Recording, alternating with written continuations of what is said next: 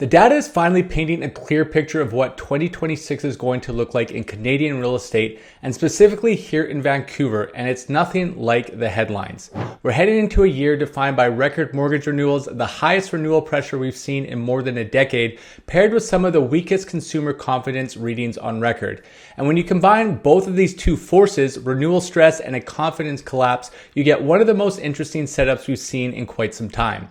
Investors are the ones who are going to continue feeling a lot of pain here in 2026, with a lot of them who bought back in 2021 and 2022 at peak pricing, with today's weaker rental market, softer cash flow, higher operating costs, and tenants who simply aren't covering the debt anymore.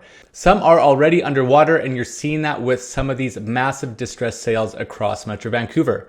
And next year's renewal wave only accelerates that. It turns out something that has been quietly brewing into something the market can't ignore.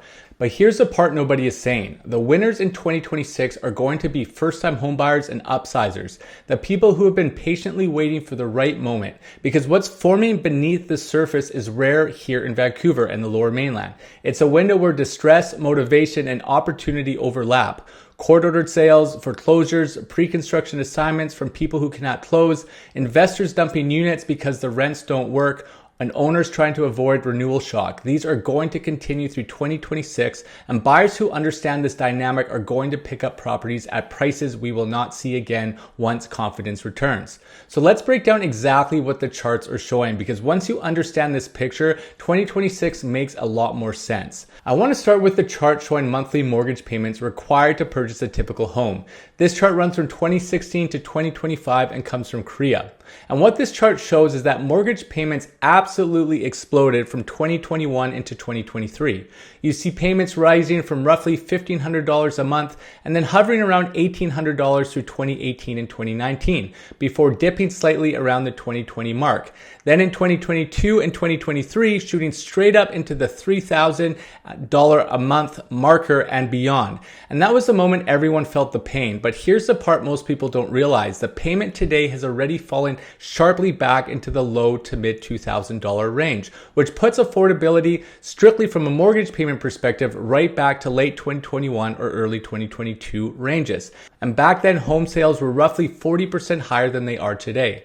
So if affordability is back to where it was in 2021, why aren't people buying? The answer here is in the second chart. The second bit of data we're going to go over is the Real Estate Outlook Index. And this is where the story becomes clear. And what the chart shows is how people feel about the market. And it runs from COVID until 2025. And what you notice, and you can see it on the slide deck here, is how violently consumer confidence reacts to uncertainty. There's a massive drop during COVID, then there's a huge drop again when mortgage rates hit 7% in 2023. And now in 2025, you see another steep decline tied to the trade war and broader economic instability.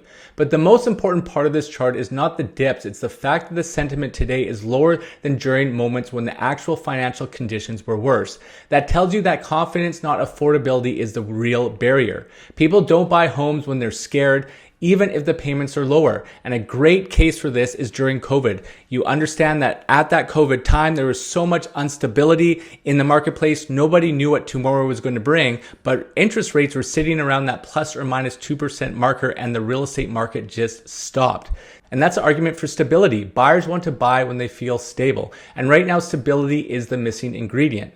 And this brings us directly into the biggest forward-looking story for 2026, which is mortgage renewals. When we look at renewals by year according to CMHC, what you're going to see on the slide deck is that the 2026 is such a unique opportunity for buyers. In 2023, renewals were sitting at around 5%.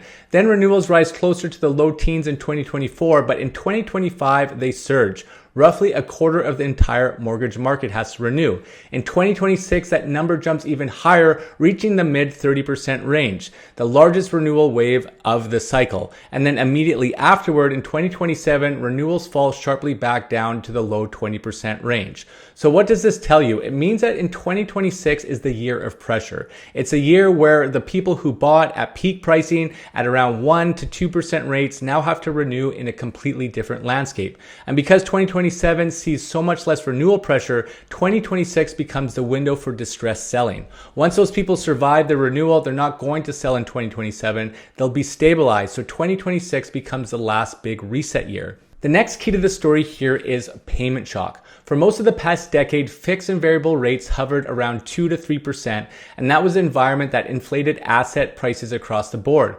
But then you see the massive spike in 2022 and 2023 where variable rates shoot into the 6% range and fixed into the high 4s and low 5s. Today, those rates have already come down significantly from the peak. They're not back to the old lows, but they're nowhere near the worst levels of this cycle. And that's why 2026 won't be a crash. The rates don't support a free fall. The renewal pressure supports pockets of distress, but not systematic collapse. Then we move into the Bank of Canada's data showing the change in monthly mortgage payments among borrowers renewing in 2026.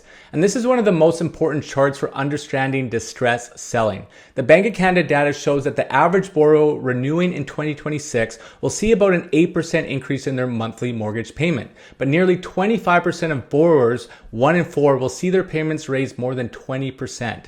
And a smaller but critical segment will see payment increases north of 30%. For households that were already stretched, this is enough to push them into selling early, downsizing, or renting out their property or walking away altogether.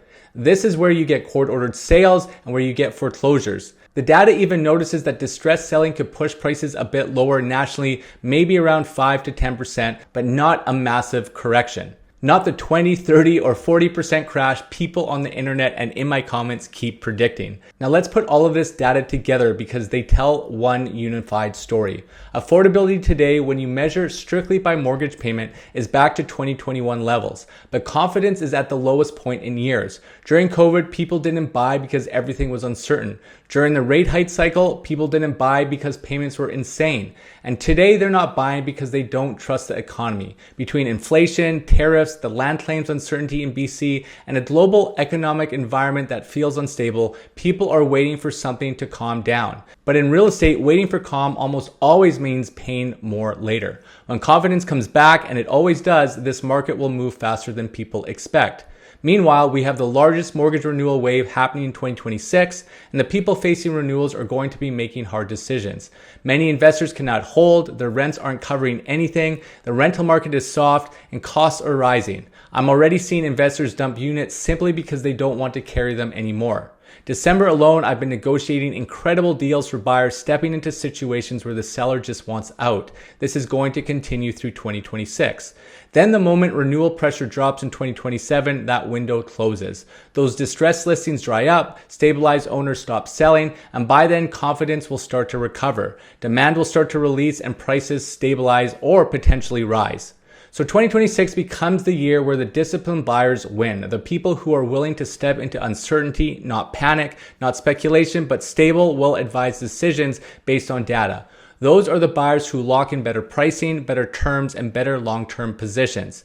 And this is why I keep saying the worst thing you can do right now is wait for stability. That's what everyone else is waiting for, and when everyone waits for the same thing, the moment it arrives, competition explodes.